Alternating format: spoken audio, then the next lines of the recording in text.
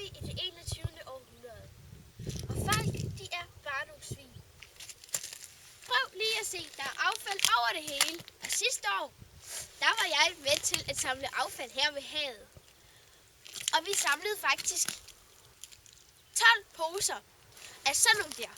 Og det synes jeg altså ikke, folk kan være bekendt. Og prøv lige at tænke, der var flere, der er mere affald nu. Men hvis der man kigger på naturen med andre øjne, så vil man faktisk se, at den rent faktisk er smuk. Prøv at se derhen. Det er bare så guddommeligt. Og det er bare Danmark. Prøv lige at tænke, hvor smukt der er i andre lande. Det her, det er noget, vi er vant til at se. Og der er jungler, der er urskov, der er vulkaner og sten og hvad pokker. Jeg aner ikke, hvad det er. Jo, der er mange ting. Der er mange ting, vi kan se det nu. Og vi kan altså ikke være bekendt at smide affald. Fordi på et tidspunkt, når vi bliver gamle, så... Ja, hvad sker der så? Så kan det være, at vi dør på grund af, at naturen er sur på os.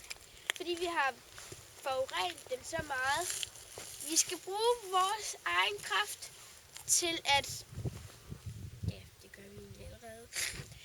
Vi skal prøve at bruge noget, der ikke forurener. Vi skal prøve at bruge vores egen håndkraft. Ikke alle mulige maskiner.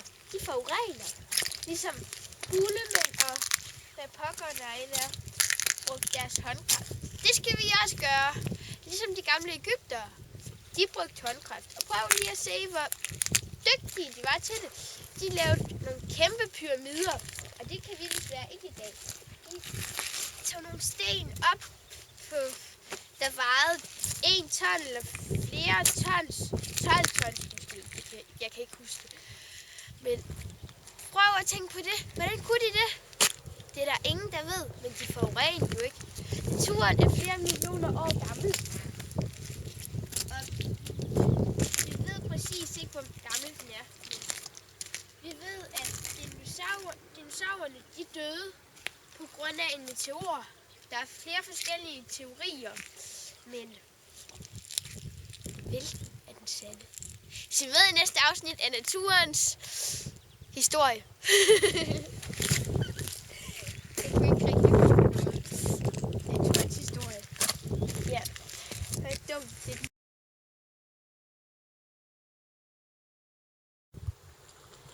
Goddag. Jeg vil bare starte med at fortælle lidt om havet. Prøv at se, hvor smukt det er.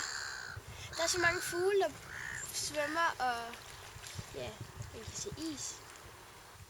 Prøv at tænke på, hvor tom verden ville være, hvis den bare var fyldt med vand. Det kan så faktisk sagtens ske, fordi før, for mange år siden, der var det ikke sådan, som det er nu, at for eksempel Amerika er sådan, nej, Sydamerika, det er, at det bare er alene, og Antarktis er alene, og Europa og Asien og Afrika for eksempel, den hænger også alene. Før der hang alt sammen, og man har faktisk fundet ud af, at der er nogle arter af blomster og dyr, som kun findes i Sydafrika, i Afrika, i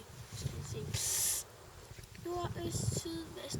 Nej, ja, jeg ved det ikke. Men de findes både i Afrika og Sydamerika.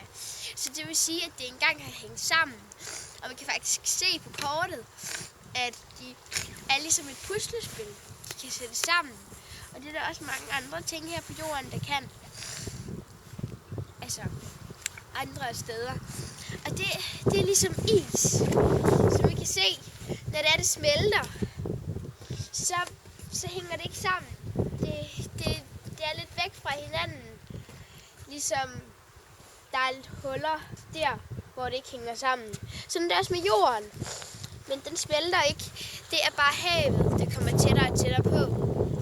Og nogle steder, der rykker jorden sig faktisk sammen. Det er ligesom sådan nogle platformer, eller sådan 2 plader, der rykker sig ind mod hinanden.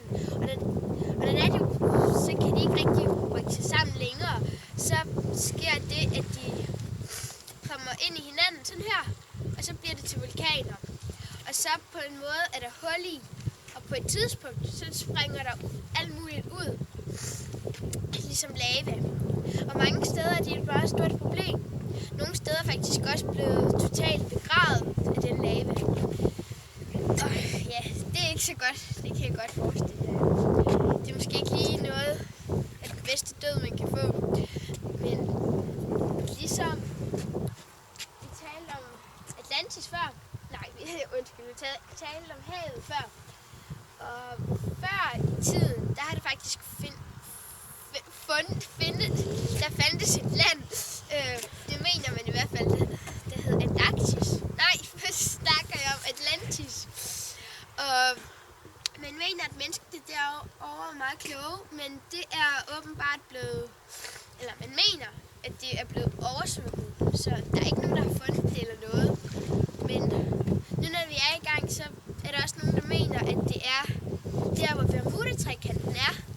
Og når skibe eller flyvemaskiner kommer forbi der, så er der faktisk nogle af dem, der ryger ned. Nogle mener, at det er en anden dimension. Men når jeg tænker over det, så kan det faktisk sagtens være, at de ryger ned til Atlantis. Det kan være, det er det. Det er en god teori. Men og nu når vi snakker om mennesker, så er de... om Atlantis og kloge mennesker, så vil jeg lige sige, at de her mennesker, der bor her, de er ikke særlig kloge. Og prøv lige at se her. Ja, det er i hvert fald ikke nogle søde mennesker.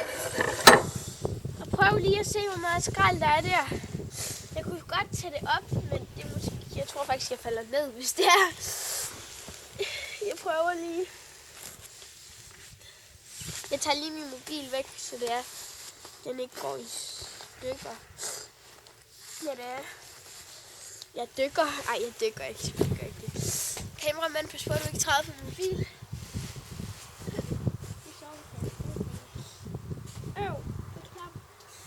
Tænk, jeg gør den her gode gerning. Jeg må sgu da være faldet. Min sko er våd! Okay, hvis det var, jeg havde den lidt, så ville jeg godt have taget det her. Men det har jeg desværre ikke. Lad os prøve på en anden måde. Ja, man skal ikke være så fin i naturen. Det er jeg. Det er det, der er mit problem. Okay, jeg kan virkelig ikke nå den der. Undskyld, mennesker. I den store verden. Men hvis jeg har et net, så kan jeg bare komme ned til havet. Og I skal nok fiske meget op. Men se. Hvad er det, jeg ser?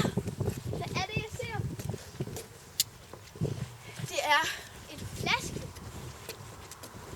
Hvis jeg ikke kan pege. Og det gør jeg ikke. Og ved I hvad? Nogle børn, når det er, de virkelig er sliksultne, så har de ikke flere penge, og måske har de ikke lyst til at bruge deres penge. Men så spørger de deres forældre, om de kan få penge. Men tænk, hvis de siger nej, så er det jo altid flasker. For eksempel den her. Den er lidt svær ikke pand på. Men derfor skal man smide den ud. Men andre flasker, hvor der er pand på, den kan man få penge for. Og så kan jeg bare gå rundt og samle flasker. Og så får jeg penge. Men det er også... Men børn, I skal udnytte Halloween og fastelavn. Gå rundt og tjene penge og slik. Det er godt. Slik smager nemlig godt. Ja. Så udnyt gerne tiden. I dag er det fastelavn, men min veninde gider ikke i dag. Hun vil helst i morgen. Det er så synd. Jeg vil gerne have. Det er synd, hun ikke gider. Jeg må vente op. Nå. Prøv at se. Det er mennesker, der er svin. En handske. Og alt muligt andet. Svin. Altså, det er ikke fordi, jeg selv ikke er et svin. Men det kan godt være nogle gange.